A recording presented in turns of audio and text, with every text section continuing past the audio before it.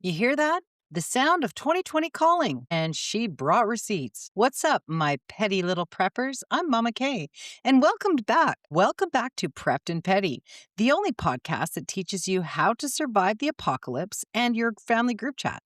Episode 12, baby. And today we're going in because let me tell you something. I woke up this morning, checked the news, and guess what's trending again? Toilet paper. Toilet paper. In the year of our Lord, 2026, we are literally watching history repeat itself again. Except this time, the stakes are higher. Gas is $4 a gallon, or for us Canucks, over $2 a liter. Beef costs more than a car payment, and the Strait of Hormuz, which most people couldn't find on a map if you paid them, is shutting down tighter than my ex's wallet at a restaurant. So today's episode is called The Petty Prepper's Guide to Hoarding Toilet Paper. No, Karen, this is not permission to load up a Costco flatbed with 97 packs of quilted Northern. Sit down, we're going to talk about this. Okay, so let's set the scene for anyone who's been living under a very comfortable rock. 26, the US and Israel launched strikes on Iran at the end of February.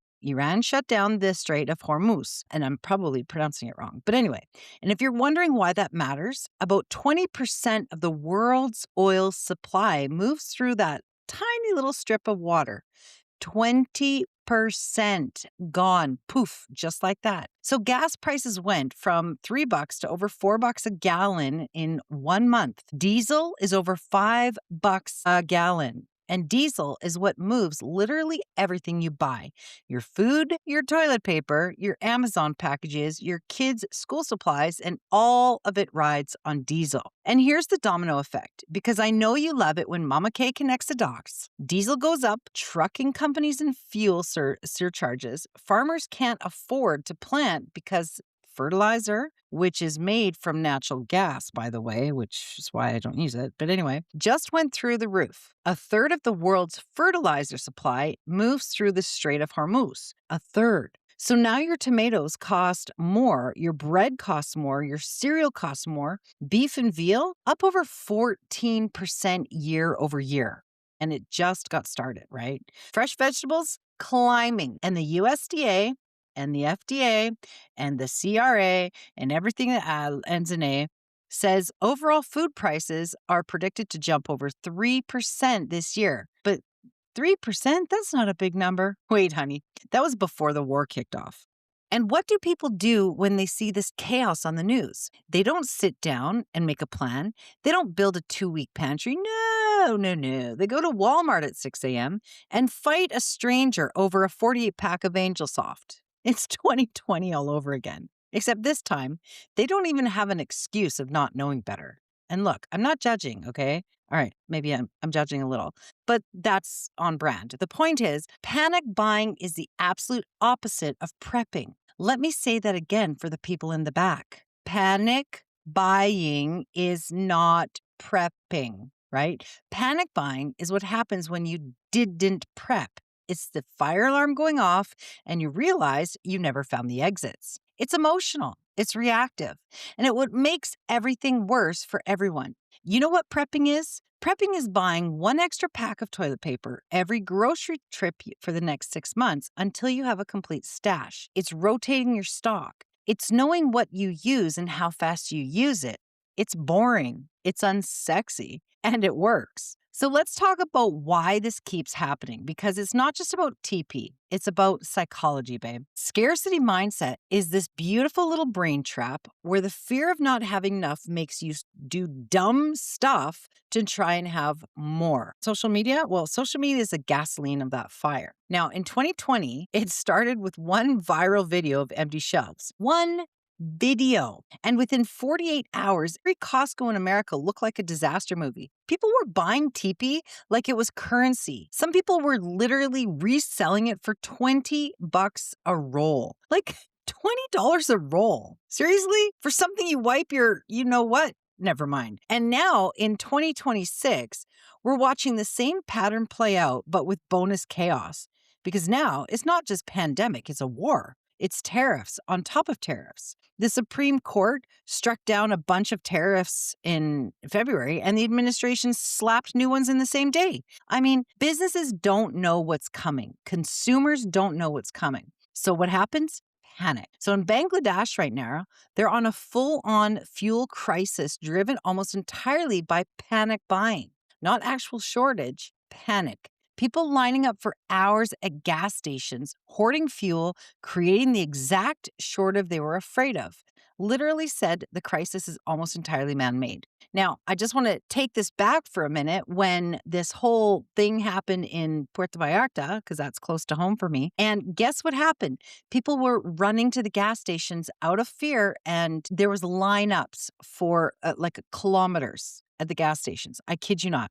But then it was fine. Nothing happened, right? So here's the thing about scarcity mindset. It is a self-fulfilling prophecy. Let me repeat that. It is a self-fulfilling prophecy.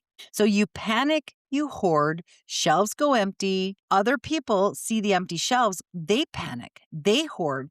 And now we've got a real problem that started as a fake one because it's the cheaple effect. Meanwhile, the people who are quietly prepping, well, we're at home, drinking the coffee, unbothered, maybe, checking on their neighbors because they did that before the crisis anyway. And that's the difference between a prepper and a panic buyer. A prepper is proactive. A panic buyer is reactive. A prepper builds a pantry. A panic buyer builds a traffic jam in the Costco parking lot. And I want to be clear, I'm not talking about the people who are genuinely struggling. Because if you're living paycheck to paycheck and gas just went up $1 and you're scared about feeding your kids, that is not panic buying. That is survival. And this podcast is for you. We're going to talk about how to prep smart on any budget in a minute, okay? I'm talking about the people who have 3-car garage and they're buying 100 cans of beans because they saw a TikTok that said the apocalypse is next Thursday. Ma'am, sir, please, okay? All right. Enough roasting. Let's get practical. Because Mama Kay doesn't just talk smack. She talks solution. And yes, I'm talking in third person right now. But here's the petty prepper's guides of not being that person in the toilet paper aisle. And yes, this applies to everything, not just TP. Step 1, know your numbers. How many rolls of TP does your family household use per week? If you do not know, you're already behind. Start tracking, or at least guesstimate. Same goes with rice, beans, cooking oil, medication, pet food. You cannot prep if you don't measure. My household, I almost know exactly how much chicken feed, dog feed, and cat feed and TP we go through because I track that. I mean, because I'm petty and somewhat organized, but not completely. So step 2, build slow and build steady. Every single grocery trip, add 1 extra item to your cart, just 1. Okay.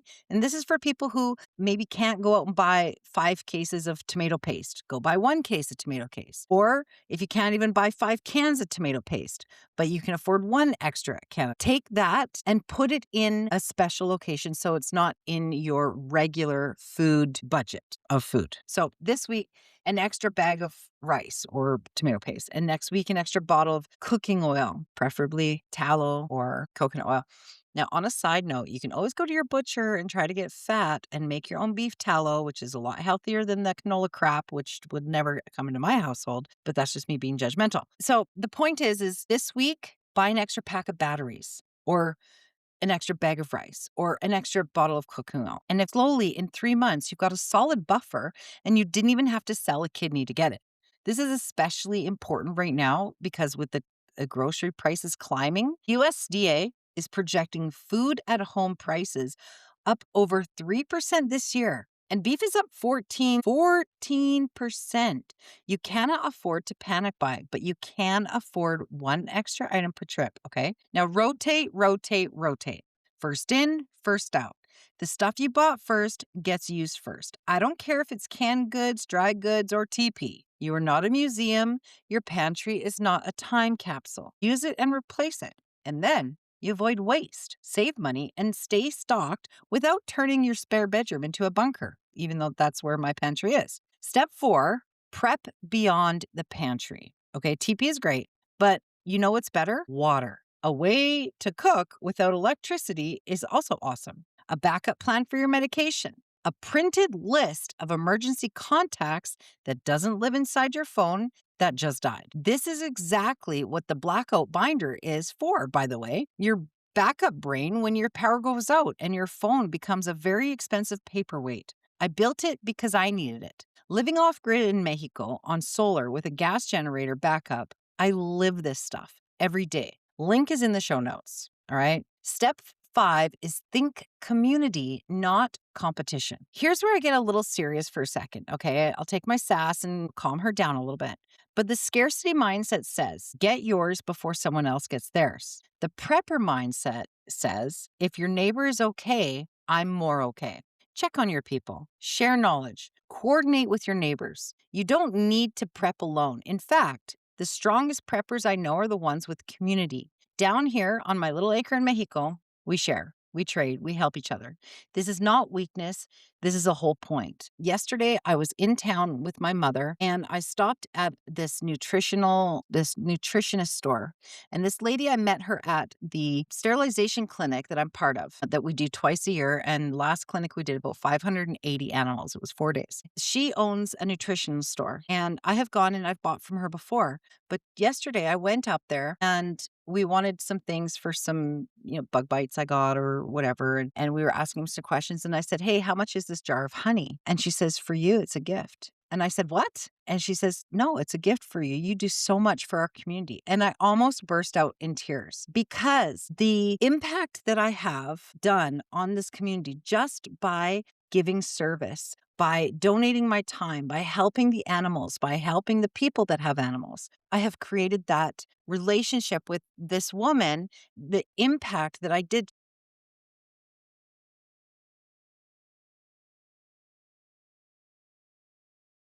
Never expected. It was never something I was doing because I do the service, but because of that ripple effect of the kindness I put out, the kindness comes back. Now, I just wanted to share this story because this is what happens when you think community. You think outside of yourself. Give it to you straight. This is not 2020. In some ways, this is worse. Okay. In 2020, we had a pandemic, but the supply chain eventually recovered because the infrastructure was more or less intact. In 2026, we have a physical choke point shutdown. So 20% of the world's oil gone from the market. The International Energy Agency called the first supply disruption in the history of the global oil market. In history, guys. So fertilizer, fuel, chemicals, packaging, all affected. Spring planting season is happening right now in the north, and farmers are getting crushed by fuel and fertilizer costs. The USDA already gave $12 billion in emergency payments to farmers to offset tariff losses. And analysts say it's not enough. If domestic crops take a hit this spring, we could see real grocery shortages by fall. So not panic-induced fake shortages, real ones. On top of that, non-durable goods like food, apparel, and TP, paper products, are projected to jump almost 6% this year, according to Morningstar. Canned food is getting more expensive because of the tariffs on steel and aluminum, and Campbell said tariffs alone add 4% to their costs. And the World Economic Forum, my BFFs, they literally have said supply chain disruption in 2026 is a constant and structural, not temporary, not a blip, structural. This is the new normal, friends. Remember? Oh, nothing and be happy. Just saying. So no. This is not me being an alarmist. This is me reading the room. And the room is on fire. And most people didn't bring a fire extinguisher. But you did because you're here and you're listening. And you're not going to be the person crying in aisle 7. You're going to be the person who is already ready. So that's episode 12, my beautiful, petty, prepared humans. Let's recap. Panic buying is not prepping. It's the anti-prep. Know your numbers, build slow, rotate your stock, prep before the pantry, and for the love of everything, think community. So if today hit home for you, here's what you need to do. 3 things. Real simple. Number 1, go grab my free 72-hour emergency checklist. It's your calm, no overwhelm starting point, and link is in the show notes. Number 2, If you want to go deeper, the blackout binder is only 17 bucks. I mean, that's like 2 cups of Starbucks. And it's the most useful thing you can buy this month. Your backup brain, printed, organized, ready for when the lights go out. And it's also in the show notes. Share this episode. Send it into your group chat. Post it on your story. Tag me at Prepped and Petty. Because the more people who hear this, the fewer people are panic buying toilet paper and making everyone else's problem. I love you guys. Stay prepped, stay petty, and for love of all that is holy, stop fighting over Charmin.